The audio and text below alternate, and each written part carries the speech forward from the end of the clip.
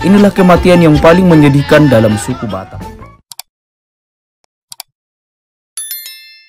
Halo guys, berjumpa lagi dengan kami Mangapul JMH Channel. Dan pada video ini kami akan membahas seputar tentang kebudayaan Batak Toba, yakni jenis kematian menurut tradisi Batak Toba. Dalam kehidupan masyarakat di Batak Toba memiliki pandangan yang cukup unik tentang kematian.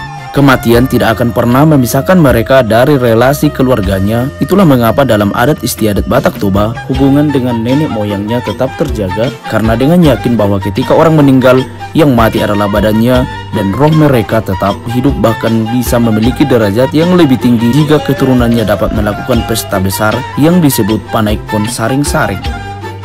Orang Batak sangat menghormati arwah para leluhur yang telah meninggal dalam usia tua.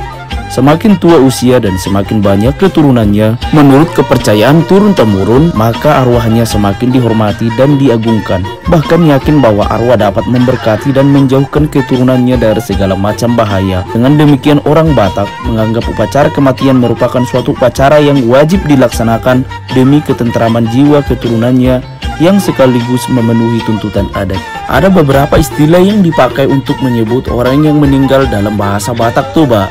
Orang meninggal disebut mate, lebih halus disebut jumolo, yang secara harafiah berarti lebih dahulu.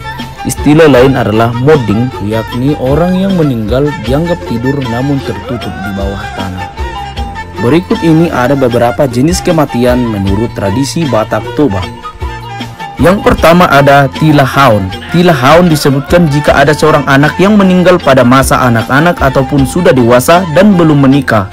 Jadi penyebutan tilahaun ini ditujukan kepada orang tuanya karena sudah kehilangan anaknya oleh karena kematian. Yang kedua ada mate purpur. Mate purpur disebutkan kepada seorang yang meninggal dan sudah menikah tetapi tidak memiliki keturunan. Inilah kematian yang paling menyedihkan dalam suku Batak Toba. Nomor 3 ada mate punu. Mate punu disebutkan kepada seorang bapak atau ibu yang meninggal hanya meninggalkan anak perempuan dan tidak memiliki anak laki-laki sebagai penerus. Yang keempat ada mate makar. Mate makar disebutkan kepada seorang bapak atau ibu yang meninggal ketika belum ada anaknya yang menikah.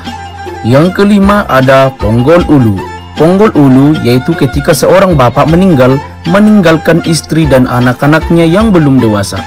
Yang keenam ada matopas tataring. Matopas tataring ketika seorang ibu meninggal meninggalkan suami dan anak-anak yang belum dewasa. Yang ketujuh ada mate hautungganion. Mate hautungganion ketika seorang bapak atau ibu yang meninggal sudah memiliki anak, bahkan sudah ada yang menikah tetapi belum memiliki cucu. Yang kedelapan ada sari matua. Sari matua disebutkan ketika seorang bapak atau ibu meninggal sudah memiliki cucu dari anak-anaknya baik laki-laki maupun perempuan, tetapi di sisi lain masih ada anaknya yang belum menikah. Yang kesembilan ada saur matua. Saur matua disebutkan kepada seorang bapak atau ibu yang meninggal ketika semua anaknya sudah menikah, meskipun masih ada anak yang belum memiliki keturunan. Yang ke-10 ada saur matua gabe. Saur matua gabe disebutkan kepada seorang bapak atau ibu yang meninggal ketika semua anak-anaknya sudah menikah dan anak laki-lakinya sudah ada yang memiliki cucu. Yang ke-11 ada mauli bulung. Mauli bulung disebutkan kepada seorang bapak atau ibu yang meninggal ketika semua anaknya sudah menikah, memiliki keturunan, dan belum ada yang meninggal. Bahkan anak-anaknya baik itu laki-laki maupun perempuan sudah ada yang memiliki cucu, sehingga disebut marnini marnono. Inilah jenis kematian yang tertinggi di adat Batak Toba.